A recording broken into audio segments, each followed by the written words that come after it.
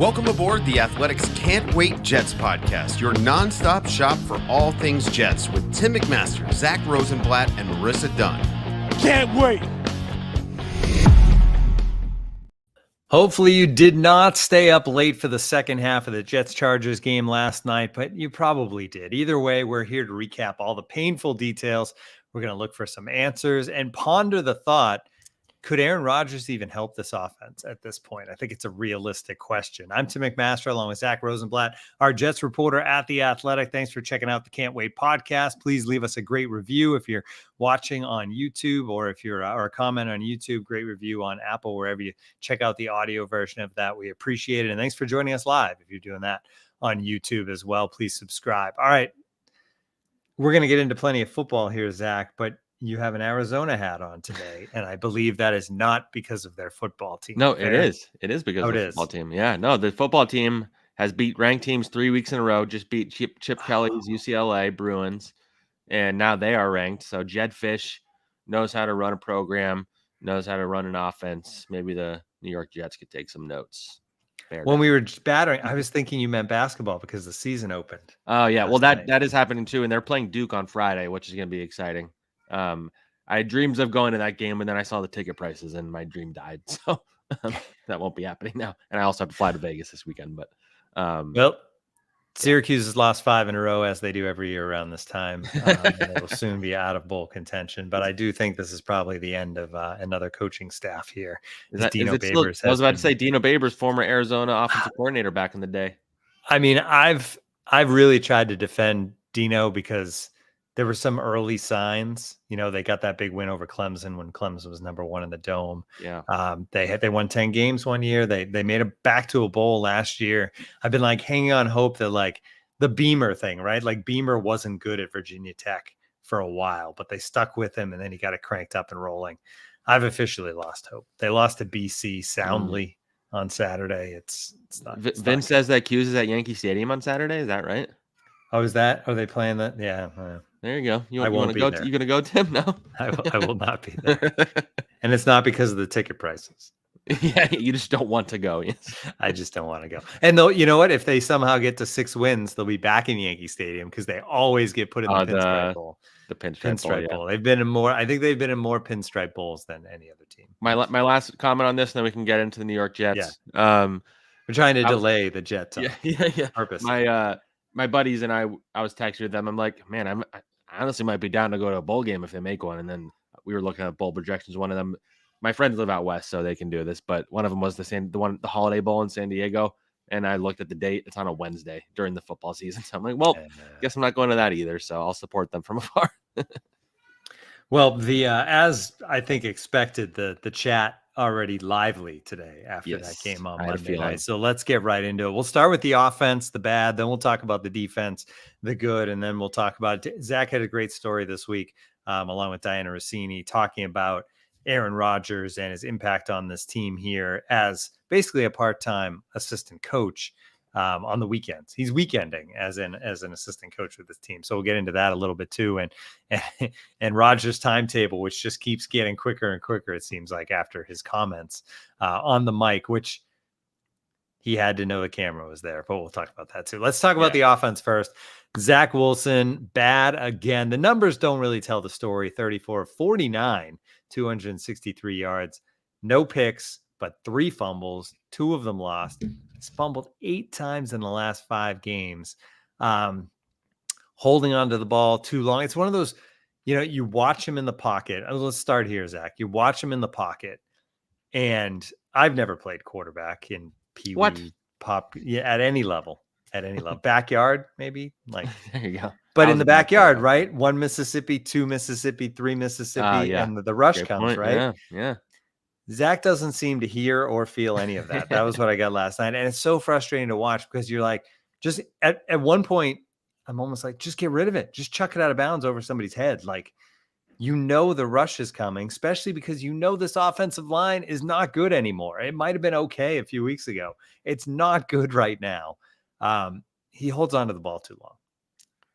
Your little thing about playing backyard football in county of Mississippi just made me think of when I studied abroad in Italy, and one day we're all playing football with our friends And they asked me to be quarterback, and next thing you know, I'm like throwing picks like every play. They were calling me Rex Grossman out there, and just made me think of that. That's kind of how the offense looks here now. But yeah, there's just we've kind of like alluded to this. We've tried to like, I feel like we've been balanced on the podcast, like pointing out like when everybody was being too hyped on Zach, like pointing out like, okay, there's still a lot of issues here.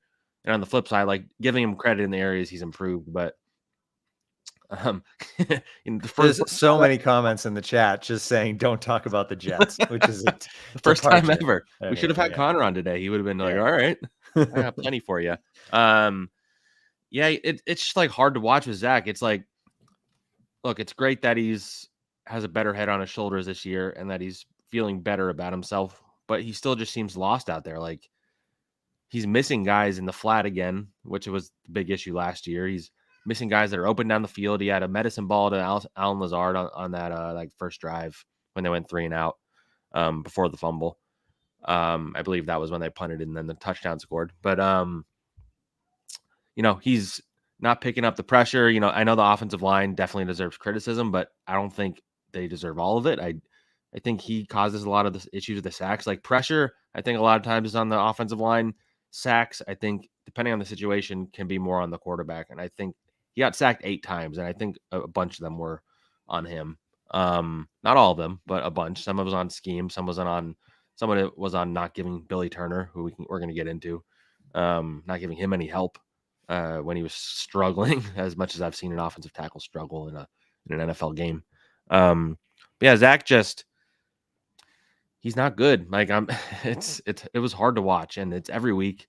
This is the worst offense in the NFL. The Giants technically are worse, but they've been playing Tommy DeVito, and they don't have Garrett Wilson, and they do have Saquon, and the Jets have Bryce. I think the Jets' offensive line should be better than the Giants' offensive line. The Jets have better tight ends. Like anyway, it's not a comparison game. They're both really bad offenses in New York. Everybody's suffering around here right now. This is the worst third down offense in the NFL. It only got worse. This is the worst red zone offense in the NFL. Only got worse. And the two, although it didn't have many. What were they? 0 for 1. 0 for 1, and I believe if that's the one that counted in my head, they got like sacked out of the red zone in that drive. Right. So I believe that counts. Zach was it was hard to watch, and it's another one of those games. And he had a few of these last year. I think of that Patriots game where he had 3 picks and he still had like 300 something yards, where it's like a lot of like chunk yardage at the end. So his like completion percentage didn't look as bad as it should have, and his yardage looked a little better because he got 60 yards on the last drive. But before that, he was under 200 yards. They were throwing the ball a lot, and I don't think I don't think throwing the ball a lot is necessarily a bad thing, but don't really know what their plan was. It was some of like the routes they were calling, Zach blowing a lot of it. But yeah, his final numbers, he, like you said, the final box score does not do us justice, because I think he was averaging like 5 yards per attempt, and he had like 35 pass attempts. And it should be said, like Justin Herbert was just as bad statistically, but you at any moment you felt like Herbert could do something, and you never felt that way with Zach. Like it never felt like there was a threat of Zach doing anything. There was a play. And Herbert was going against one of the best defenses in the NFL, and Zach was going against the worst passing defense. The worst. And as I said to somebody last night, like the real antidote to having the worst pass defense in the NFL is playing the Jets, because I believe the Broncos had that before they played them as well. Like in one play that just pops in my mind that was like indicative of the problem with Zach right now is that he's so scared to like make a mistake. There's a play where he's running and he has a clear lane. He could run. He could get a big gain, probably a first down. And instead he tosses it to Michael Carter where there's like 3 defenders around him. And it's like what he explained it after the game. Like he was going through his progression, and that was his progression. And then as soon as he did it, he realized that he made a mistake. But like he needs to figure that out beforehand. Like his pre-snap reads and like all this stuff that he's doing. Doesn't your progression end when you leave the pocket? Yes. You know what I mean? Which like, also is, yeah. That's just, it becomes backyard quarterback a little bit, which is what he was good at one point. But like that play was near midfield, I think, or getting close to midfield, and they were still very much in the game at that point. And it was hard to watch. Yeah. And I believe on the broadcast last night, that Eli Manning, Eli and Peyton, especially Eli, were like roasting the Jets. There was like a moment where Trevor Lawrence was about to leave. He's like, "I'll stay for one more Jets drive. I want to watch the Jets offense one more time." He's like, "You want to watch the Jets offense? You just want to watch them go 3 and out? You have like a minute to spare. That's all you're gonna need." But he alluded to something like how Zach like told him in the production meeting about how like the offense is basically their instructions to him are don't make mistakes. Like that's kind of what it was last year. I remember, I reported about this in my, feature about LaFleur and Zach Wilson last year. The instruction was if your first and second read aren't there, run. Like that was the instruction last year. It seems a little different this year because he hasn't run as much. So I don't know that they're telling him to take off and run. And to a degree, that's probably smart because you don't want him doing the thing where he circles back and all of a sudden he's 10 yards behind the line of scrimmage and scrambling around and where the terrible stuff happens. But, and we'll get into the offensive coordinator side of things because there's a discussion to be had there as it relates to LaFleur and Hackett and all that stuff. But I just, on one hand, like it can't get much worse than Zach Wilson, and he'll start against the Raiders. I feel pretty confident saying that.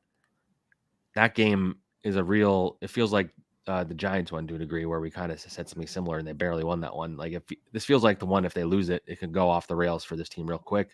And the Raiders suddenly look like a juggernaut, smoking cigars in the locker room. Like they got all the positive vibes. I guess we cover the Jets, so we can't say act like you've been there before. But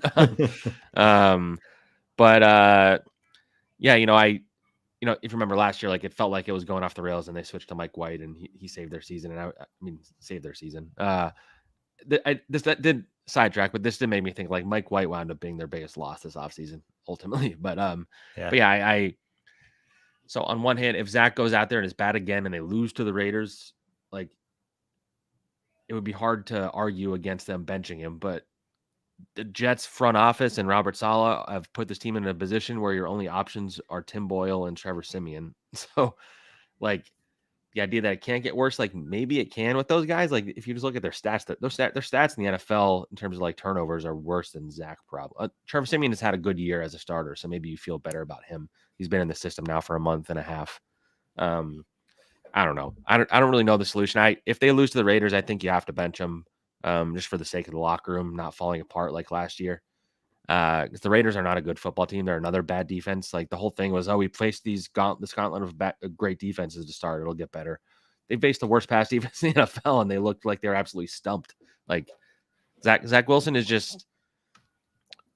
He's not a starting NFL quarterback. Like this is what we were trying to figure out this year. And maybe he can be that somewhere else. And maybe there is something to that. He goes somewhere else and has a Geno Smith renaissance somewhere else. Cause I think he has talent. I do think he has arm talent, like the football term. I just don't think this is working here. And I think the Jets made a grave error going into this offseason. And maybe I should have hounded this more. A lot of fans were on me for not like questioning it more. And I think they ultimately are right. They should have brought somebody in to push him for the number 2 quarterback job. I get you can't get rid of Zach. You can't cut him. You can't trade him. You can keep 3 quarterbacks on the roster. Like there's guys at the bottom of the roster they don't need. And like it doesn't make much sense why they didn't bring in a veteran. Like everybody's been referencing this week, and frankly, it's fair. I do think circumstantially, like it's a unique case. But Josh Dobbs was traded to the Vikings. 5 days later, he didn't know his teammates' names. He didn't know the cadence. That he learned it on the sideline, and he led them to a win, and he was more productive than Zach Wilson's maybe been in a game in his NFL career.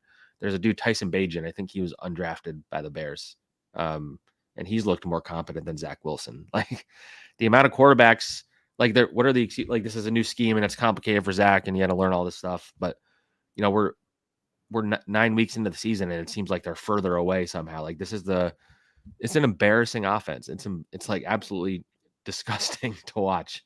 And I can't imagine Woody Johnson is happy. They're the laughing stock of the league. And like I quote tweeted, there's all these like analytics guys who do these like stat graphs where it's, one stat here. And it was 3rd down in red zone. And the Jets are far and away at the bottom left. Every other team's in this area. The Jets are you can't see me if you're not watching, but all the other teams right here, the Jets all the way down here alone. Like that's not an NFL offense. Like Saleh says a lot of things in his press conferences, which is helpful as a reporter. him saying that they're close for so many weeks now, and then saying the thing last week where he said, we're close, and when we figure it out, it's going to be a lot of fun. You're not close. They use the excuse every week. We shot ourselves in the foot. That's the only thing. We're close. We just shot ourselves in the foot. We stopped shooting ourselves in the foot. We'll get there. Well, you're doing it every week, so like something is not working. Like that, either the message isn't getting through, these players aren't listening, the coaches aren't disciplined enough, people aren't taking accountability. I don't know what is wrong, but you can't say every week the only reason why our offense isn't good is because we shoot ourselves in the foot. Well, no, your offense just isn't good. You just happen to be shooting yourself in the foot. You prove me otherwise. Like, we haven't seen any evidence in the history of the Jets. Like in the last 10 years, or I think it's 11 years, they haven't. I had this in my story. I don't have it in front of me, but in the last 11 years, they've only once been in the top 20 in offense, and that was in 2015 with Fitzpatrick. And I think they've been in the bottom 5 in like 8 of those years out of 11. Like, this is par for the course. It just feels like more of the same. And I just, it's exhausting. I know everybody makes fun of me because I haven't been covering the Jets for very long, and I'm already like exhausted by it. And these, but you haven't built up your, these poor souls have been either covering the Jet, like Rich Cimini has been covering the Jets since before I was born, and even Connor has been doing it for like 6 or 7 years, however long, and Andy Vasquez, and I've only in my second season. I feel like I've aged in dog years covering this game. But it's just like the offense is arguably worse than it was last year when they averaged like 16 points a game. And it just seems like they're not any closer to figuring it out. And I get it. Like, it did feel like in the beginning of that game, before Garrett's fumble, like that drive, it felt like they were like starting to move a little bit. Garrett had a nice catch, and then he just held onto the ball poorly. He dropped it. Garrett does not fumble the ball.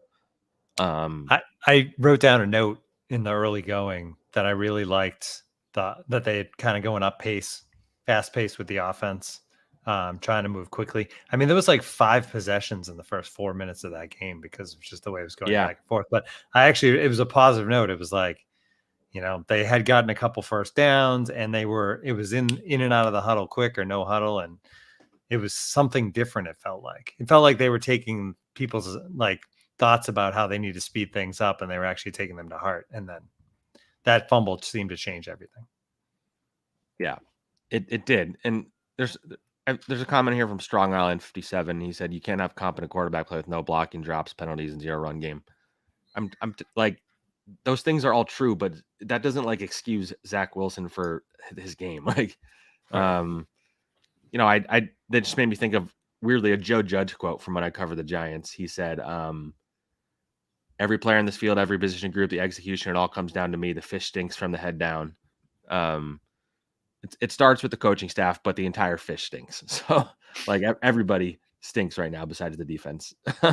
And, again, we're focused on Zach Wilson in this part. I guess I can branch out. Like, yeah, you want to move to Billy Turner? Yeah, we can move to Billy. I mean, I kind of feel bad. Like, this guy shouldn't be a starter.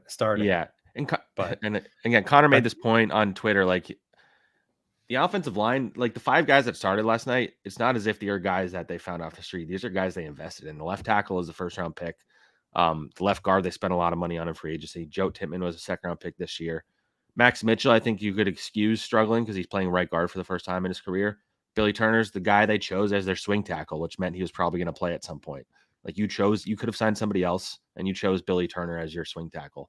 And he gave up 9 pressures. I believe he gave up 3 sacks and a couple 2 QB hits. Yep. And he looked that bad too. Like, sometimes the stats, don't align with the eye test. Joe Tippmann, in terms of the stats, came out pretty well, but Laken Tomlinson didn't have a good game either. But I mean, Billy Turner, not to, go down the list of Aaron Rodgers' buddies, but Allen Lazard had a brutal game. I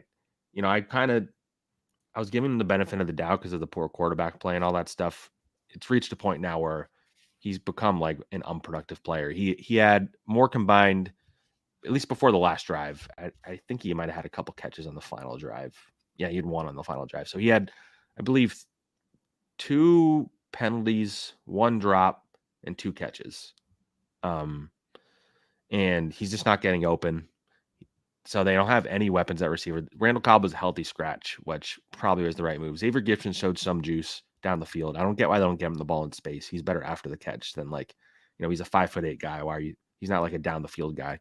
They kept faking the end around and handing it off to Bryce up the middle. And it's like every time I was like, okay, they're finally going to do the end around. And every single time it was Bryce up the middle. Yeah. The running game didn't really get going, but again, it's hard to run the ball when they know you're going to run it. So like the pass is not a threat. Bryce Hall had a comment. We'll get to Garrett's comments too, but Bryce had a comment after the game where he basically said, we got to grow up on offense. Like, look, this is a long way towards me getting to the point I was ultimately wanting to get to, which, and it goes to the fish stinks from the head down comment. At the top of the fish, if you remove Robert Saleh, who deserves criticism, and we can get into that too, it's Nathaniel Hackett and it's Zach Wilson on offense. I wrote about this before, I believe or maybe it was after. Yeah, I think it was after Rodgers got hurt. I wrote about how they're kind of like pinning their season on these two guys, and both of them have failed the test. This offense is unimaginative, and I don't understand what they're doing a lot of the time. It's not always Hackett's fault. A lot of times, there's a good play design and Zach Wilson ruins it, but the two of them have not been a match made in heaven. And Hackett has a history of boring offense. The Broncos had the worst offense in the league before he lost play calling duties last year and then got fired. The reality is he's here, and the Jets can pretend like it's not the case. He's here because Rodgers wanted him here. And now Rodgers isn't playing, and they don't have a backup plan. Because Rodgers can take a boring offense and make it. Because Rodgers is a co-offensive coordinator when he's playing. Like, he's calling, that's the whole hand signal thing and throwing the defense off balance. And, he can read a defense better than almost any quarterback in the history of the NFL. Like, he's very high IQ football mind. Whatever you think of him off the field, like there's a difference when he's out there. And that's what goes back to your original question, like the way you started the pod, like, would they have been better with Aaron Rodgers at quarterback? Yes, of course they would be better with him. The question is more like, coming off the Achilles, would he actually be able to survive behind this O-line? But I mean, his ability to just diagnose things better, and call for help, but they don't really chip at all. That was another kind of funny thing that Eli alluded to. He was like basically mad that like Zach Wilson lied to him in the production meeting, saying they were going to chip block those defensive ends, and they didn't do that at all with the running backs. So I think Nathaniel Hackett has kind of been a disaster so far, frankly. And Saleh has said he's not going to take play calling duties away from him. You wonder how much of that has to do with like not wanting to anger Aaron, but I can't imagine Aaron Rodgers, as much as Aaron Rodgers is best friends with Nathaniel Hackett, I can't imagine Aaron Rodgers watched that game yesterday and was happy with the job his buddy is doing, and he's happy with the job his mentee is doing. Like, you can say what you want about Aaron, but I do think he is smart enough to watch a football game. I'm curious what he says on the Pat McAfee show in a little. I'm sure he'll talk a little bit after we get off here. I'm curious what he talks about, because he was there. He was on the headset. There's just no, I don't know. There's problems here. They've been there. They were kind of hiding because they were 4-3. And so you're able to like pretend like your issues aren't there, and they come out in a really bad way when you lose. And I'm concerned about the rest of the season now with Zach Wilson and Nathaniel Hackett running things. And I don't know if Saleh can get away with demoting Hackett at this point and benching Zach Wilson. Maybe that leads to things being worse, and then everybody's out of a job at the end of the year. Maybe that's why they don't do it. I don't know. But something's wrong, and everybody needs to look in the mirror. And I don't know if that means giving Todd Downing more responsibility or Keith Carter or whatever it is, but they're undisciplined, especially on offense. They don't really seem to know what they're doing out there. Receivers aren't getting open enough. Receivers are dropping when they get the ball. The offensive line is inconsistent. Dalvin Cook should not be in the game at all. Michael Carter is not really contributing. You have guys like Garrett Wilson fumbling when they never do. Like, they are shooting themselves in the foot, but that's not an excuse anymore. Like, this is a bad NFL offense. And, Woody Johnson, I'm curious what the conversations are like behind the scenes, because I'm certain that he is not happy with the product and the fact that the offense is a laughingstock. Anytime they're on prime time, which last year was pretty rare, this year has been more frequent. So you have more national experts. Like Troy Aikman was just like exasperated. Oh, I think the first 4 times that Zach dropped back, Aikman had something brutal to say about it. I only see these clips surface after the game because I'm obviously not like focusing on the broadcast, but I see the clips, and Troy Aikman was not having a good time. you see national expert like Dan Orlovsky come in with games like this. They offer analysis. Just everybody's watching it, so everybody's like, they did what there, and then you have everybody looking at the play designs, and there's more. It's helpful for all of us because everybody's like analyzing the Jets, but also they're subjecting themselves to watching this offense, which is again like, it's like we're watching a high school offense in the NFL. Like they just don't know what they're doing. Do we want to hear from Garrett here? Yeah, let's throw the Garrett clip because it actually kind of ties into this. Yeah. So Garrett was asked after the game if the play calling, the offensive system is the issue. I don't know, man. I really don't know. I like to think that that isn't the case, and that it's truly things that we can all just watch the film tomorrow and be like, all right, we got to do this better, and this will lead to a touchdown. But man, I go out there and play. I watch film all week, and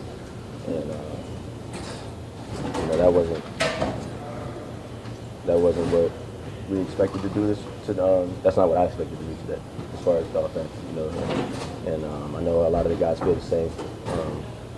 Like I said, it's inexcusable, man, and it's getting to the point where it's disappointing. I hate coming off the field, looking our defense in the eyes, and knowing that we got to send them back out there after 3 and out. Them boys are my dogs. They come out and ball. They put us in a great position. It's time for us to start returning the favor, man. And it's time. We got to figure it out. Yeah, maybe that's a good transition to the defense, right?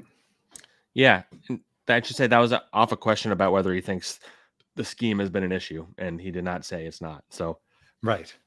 Said I don't know, which is his way of not wanting to specifically cause stir. But yes, I'll say this about Garrett, and I've said it over and over again. Like, he's as good post game as like any player I've ever covered, especially after a loss. He's very thoughtful and honest with his emotions, and I'm sure the PR staff maybe doesn't like that sometimes, but like Sauce to a degree too. Like Sauce is more like he kind of like smiles and like alludes to like saying what you think he's saying kind of thing, but he's a little like Garrett has a little more emotion to him. He wears his heart on his sleeve. So I really appreciate Garrett Wilson and how kind of mature and professional he is with us, because he never like scoffs at a question. I've never seen him scoff at one of our questions. He handles everything gracefully. So he's impressive, and the Jets are lucky to have him, and you hope that they don't keep wasting him away because he's an elite player. So I know he had a fumble, but he does not fumble the ball. They did not lose that game because of that fumble. It certainly did not help the momentum, but yeah, this is a good transition to the defense because we've spent most of the pod on the offense so far. But the defense. The defense was tremendous. The Chargers 191 yards, 3.5 yards per play. They stopped the run. Eckler had 47 yards on 14 carries. Herbert's basically the worst game of Herbert's career, right? He was hit 13 times, 136 yards passing is a career low. Crazy. I mean, you had this stat, I think, Zach. The Jets are the only team in the Super Bowl era to have 5 sacks, allow less than 200 total yards, not allow any plays of 25 yards or more, and lose by 20 plus points. It's a remarkable feat. I saw that on Twitter, and I think I linked to it, so I can't take full credit for that stat. Well, but, it's like what they did against the Giants, negative passing yardage. Yeah, great point. And they were like, everyone was like, well, can't do that. Well, here we go. They outdid themselves. I mean, it was a remarkable performance by the defense. Like, there were some plays they gave up, but like you can't blame them for anything in that game. You can blame the special teams side of the, like if you want to count that towards defense, but that was special teams. Irv Charles missed a tackle. Unfortunately, my fantasy team, it counts as special teams. Oh yeah. Irv Charles missed tackling the guy, and the other guys were not getting off blocks. So he scored a touchdown. The special teams has been almost perfect this season. Like you can't blame them. Greg Zuerlein scored their only points again. I will say the irony of the Jets having Thomas Morstead lead the introductions on a day where he punted like 7 times should not be lost on anybody. But I mean the defense, man, like I think this defense is better than it was last year, and so it feels like it's being wasted even more. They did miss opportunities to like force turnovers. Like there was I think Jordan White had dropped a pick. The worst one was Michael Clemens not picking up a fumble. He was like thinking about scoring. That was pretty He tried bad. to pick it up instead of jumping. That would have been a pretty big difference. You know what? People were really critical of him for not diving on the ball. I totally get the mindset. I'm sorry. Score. Like he's thinking in his head, there's no way our offense is going to score points. Like I have to score this. And we heard that from a lot of people talking about leading up to the game, right? About, I think Amos said it, that this defense needs to score touchdowns. That shouldn't be the mindset of a defense. They shouldn't have to think that way. That like the only way we're going to win football games is not only do we not allow any points by the other team, but we also have to score the points for our team. I mean, it's ridiculous, and that's where they're at right now. It's mentally. That's why, I think the defense is having a hard time answering these questions. That's how they kind of do it. I allude to this a lot. There was the game last year where Carl Lawson was like, well, we should have given up 0 points. We gave up 3. Right. That's an insane standard. And I know they hold themselves to a very high standard. They want to be like elite. And, I don't think they forced any turnovers. So I guess there's that. But I mean, the pass rush was like the D-line, especially the defensive ends. I tweeted about this earlier, and we've talked about it on here. Like Jermaine and Bryce Huff, like that pass rush duo just feels like it's unstoppable right now. Like those two, JFM had a great game. I think Quinnen had 2 pass deflections for JFM. Yeah, and he had a sack, a nice one actually. Quinnen, I think we're reaching the point of the season where it's fair to start wondering where the QB hits and sacks are from him, because he has a half a sack, I think, this year. But Jermaine Johnson and Bryce Huff, Bryce Huff's price is going up every week. I think he's up to 5 sacks now, career high. I think he's like 7th in pressures, and all the guys above him have played like twice the amount of snaps. Jermaine Johnson the last couple of weeks has just been absolutely dominant, and he's good in the run game. Like, they're both young. I think they're both might be the same age because Jermaine was a little older for a rookie, but lock Bryce Huff down. Joe Douglas said at his press conference last week, I don't know if have we done a pod since then? I can't remember. We did. We touched on the right. Yeah, and he said that they were talking to Bryce Huff's reps. I don't know what that means. I think he's going to be very expensive now. And like, are you at the point now where you have to just franchise tag Bryce Huff, or do you let him go and hope Will McDonald's ready next year? Like, I don't know, but you can't let him go. Maybe you do 1 year. I know you can. I don't mean even on a football level. I mean on a fan base level. That's what I'm saying. The fans would riot if you let him go. And by the way, and not to sidetrack again, to go back to the offense, but every week this is just underscoring why that Will McDonald pick made no sense. And I think he's going to be a good player in the NFL down the line. Right. That was not a pick for this year, and you're a team that needed a pick for this year. Like, again, I hate to keep referencing Connor or giving him credit. It's the last time I'll do it. But he made a point that like they could have drafted a JSN, Jackson Smith, Najigba. He has like 2 touchdowns and like 30 receptions and like over 200 yards. And I think he would be right up there with Garrett Wilson's, or like right under Garrett Wilson's stats for the Jets. And he could be in the slot. You wouldn't have to be playing Randall Cobb as much as you had before this week. And it didn't make sense at the time. And I was critical of it then. I backed off as I saw Will McDonald playing really well in training camp. And then the season came around, and Will McDonald was a healthy scratch one week, and he did have his first half sack yesterday, but that pick didn't make any sense, and Joe Douglas deserves criticism. This draft class has not contributed this season outside of Joe Tippmann for a few games. Like, most of these guys have been healthy scratches. They don't play Izzy Abanaconda still, which I don't get. Anyway, back to the defense. So that D-line has been dominant. The corners were fantastic. Like Sauce and DJ Reed were shutting guys down. I think the safeties played fairly well. Quincy Williams had a couple big hits. They did miss a few tackles early again, but you can't blame the defense for a single thing that happened on Sunday in terms of the loss. Like, this group is playing out of their mind. Like, teams are kind of afraid to throw against them at this point, and they should be. And, they're playing Aiden O'Connell next week. I imagine the Raiders are going to give the ball to Josh Jacobs a lot. And in the coming weeks, like, even Josh Allen, Tua Tagovailoa. I don't know. I need to work on Tagovailoa. Yeah. Like, are they going to throw it against the Jets? Like, I don't know. Like, their defense is stellar, and the offense is wasting it. Like, That's not because the Dolphins have that concern of Tua, right? Like, getting hit, basically. Yeah, and the Dolphins, to their credit, are good at getting rid of the ball quickly, though, is the way they counteract it, because they have a genius play caller. But I'm a big Mike McDaniel guy. But this is not a defense of a 4-4 team, and this is not the offense of a 4-4 team, and that's why you're stuck in the middle. So that's kind of where we're at going into week 10. We're right where we were last year. We're right back in the mix. Let's just play our when they play the Bills. No, not the Bills, because that was the Mike White game. I don't know. should play one of the late season pods next week. Just re-air it. Take the week. Take 3 days off for the post game pod. It's bad. I don't know what else to say. Maybe we can go to the chat if anybody. Yeah, let's talk about Aaron Rodgers. Yeah, Rodgers. And your story with Diana this week, where it was good. It was a positive. If you need an uplift, go read that one. It was mostly positive. It talked about how valuable Rodgers continues to be, how tight the quarterback room is with all the guys that are in there, and how they still FaceTime Rodgers in like throughout the week when, and they said not just to get his thoughts necessarily, but just to like keep him abreast and let him know what's going on. But that all leads into last night too, Zach, where cameras were rolling after the game, players shaking hands with the other team, and Derwin James comes up to Aaron Rodgers and says, "Hey man, when you coming back?" And Aaron says, with the camera, he had to know the camera was there. It was like right sure there. Yeah.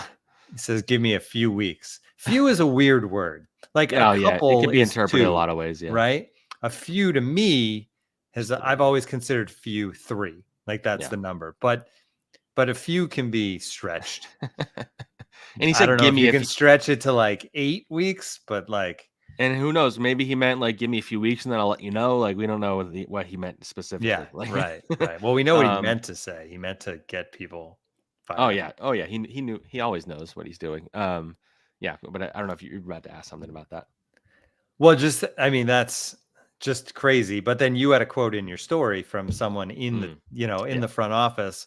I think you classified them as high up, right? Yes. Who was basically like, there's no way. And then they said, well, hopefully it happens. Like they threw that at the end, but it was like, there's no way he could play this year. So yeah, I remain skeptical. He does look good. He was walking around without a golf cart this time. Like he did say on McAfee last week that he still has a lot of steps he has to make. And I just personally find it hard to believe a doctor would clear him that quickly after Achilles. Like I don't know, maybe week 18, week 17. The way this season's going, I don't see them being contenders. And that was like a big caveat for him. But I also could see him watching last night's game from the sideline on the headset and being like, they're a me away from being good with this defense. Like this is a Super Bowl defense. I need to get back here. And like, I think that's probably where his head's at. So he's done a really good job on the sideline for the most part of just like being stoic, talking on the microphone. But they cut to him at one point last night, and he visibly like looked up at the sky and like shook his head. And that was the first time I think that's been kind of captured by the cameras, and they're rolling on him all the time. But that was telling to me as far as what you just said. They should have an Aaron Rodgers cam like on ESPN, in the Ocho or something, so you can just watch that. You can have McAfee just commenting on what Aaron. Like a McAfee cam. That's the carrot. As I've said, that's the carrot on the stick. And his presence so far has cauterized anyone from like lashing out like they did last year. Maybe I don't know if he's going to be in Vegas. I guess it's close to Malibu, so maybe he'll fly over. I don't know. But like it feels like if the offense keeps struggling, we could get back to some finger pointing. I don't know. But ultimately, like, do you really want to put Rodgers in? Also, at the same time, are Robert Saleh and Joe Douglas or specifically Robert Saleh, is he coaching for his job? So, like, is he going to want to push Aaron Rodgers to come back no matter what? Like, I don't know. To save his job, yeah. Yeah, like there's a lot of. I mean, I don't think Robert Saleh would really have any say in that. It'll be the doctors and Aaron ultimately, because if Aaron comes and says the doctors cleared me, I'm playing, he'd be like, okay, go on in. You also can't put him in with the current offensive line, in my opinion. Yeah. I mean, if they get healthy again and they're back to what they were 3 weeks ago, okay, fine. But like as that offensive line is currently constructed, I would not put Aaron Rodgers behind it. Yeah. I'm not ready to rule out that he comes back. I'm not saying that. I'm just with the source that we had, that it just seems highly illogical and frankly not like it doesn't sound like a good idea to put him out there that early at 39 years old. If your plan is to bring him back next year, you're risking a lot. And I think he knows the risk involved. And he said, he's like, if I can't drop back, if I can't do the things that I want to do, I'm not going to like come back. Like I think he knows the risks if he comes back early and what could happen. Like if he has another one of those injuries, that could be the end of his career. Like, and is it worth it for 2 games at the end of the year if you're not even guaranteed a playoff spot? Like, I don't know. But at the end of the year, you're also closer to the beginning of next year, like mentally. Like when you first get injured, right? You're thinking, oh my God, I'm not going to play football for a year. But by week 18, it's like, I'm not going to play, training camps. It's like 6 months away. Yeah. We're on our way. Yeah, true. Although he probably won't go to OTAs this year, I imagine. But I don't know. There's a lot of stuff at play here. And I can't imagine he watched that game and was particularly happy about the direction of the team right now. So I'm curious to see what he says on McAfee today. And then if they lose against the Raiders, how motivated is he going to become to come back to this team this year? And then if they start, really falling off a cliff like they did last year, what does that mean for next year? Like these are all things that will come up. It's a week-to-week league, as I've obviously seen. The apocalypse is every week the Jets lose. They celebrate a little too much every time they win. Like to go somewhere down the middle, but it's kind of where we live. But I'm concerned about this Raiders game. I'll say that. Yeah, 2 weeks ago we did the show. It was before the Giants game. I think it was coming off the previous win. And we actually I teased hey, next week, depending on how this Giants game goes, we should do a segment where we see where Zach Wilson ranks now among who's starting in the NFL. Mm. And we were like, well, we'll wait till after the Giants game. And I think our thought was he's kind of moved up a little bit. All right. We were going to do that. Yeah. We were going to talk about that, where he, because you could rattle off a handful of quarterbacks who had been disasters. Maybe Zach, with the way he was doing it, was above them. We never did that segment. He's because he's back at 32. I don't know. I'd put him maybe above 31 because I put him above Tommy DeVito. But Tommy DeVito he's scored more touchdowns the last 2 weeks too. So, but Tommy DeVito undrafted. You know what I mean? It's undrafted rookie. Yeah, that's the crazy part. I feel like he's in his 3rd year, and we're talking. He gets talked about like he's a rookie still learning how to play football. That's the craziest. That's kind of overlooked part of it to me. Most Brian Sternick says Bryce Young's probably still worse. Bryce Young is Bryce really Young's bad. not. But Bryce Young has a worse offensive line in front of him too, which is a part of it. But yeah, Bryce Young and CJ Stroud on the flip side, again, a guy ready to go right away. That dude's an absolute stud. He had almost 500 passing yards this week, and he is better than I thought he was going to be. I don't watch. I'm kind of anti-Ohio State quarterbacks, but I think that's why everybody was like, I don't know about him. And I heard Bill Simmons joking about how many quarterbacks have had acronym as a first name that have worked out. There's AJ Feely. There's AJ. Yeah, that's AJ. Yeah, there's not many names that are like CJ, and so, but yeah, he's fantastic. But I say this to people a lot. I watch other games sometimes. I'm like, man, what's it like to cover a team with a functioning offense? It's just even Justin Herbert. Even when he wasn't making all the throws, but he takes the shots, and he had the throw to Keenan Allen, and you just feel the threat of him throwing it. Whereas the Jets, you feel the threat of Zach throwing it, but in a different way. It's oh no. Yeah, you're bracing for what could go wrong. Whereas Justin Herbert's oh, he's throwing it. So it's all about tone. It's a feeling on the third downs too. Every time the Chargers had a 3rd and 4 last night, I just had this assumption, and the Jets stopped a good amount of them, but I had this feeling that they're going to get it, even against a good defense. And I feel most teams that 3rd and 3 or 3rd and 4. Yeah. There's a feeling, okay, this is workable. They'll probably get this in today's NFL.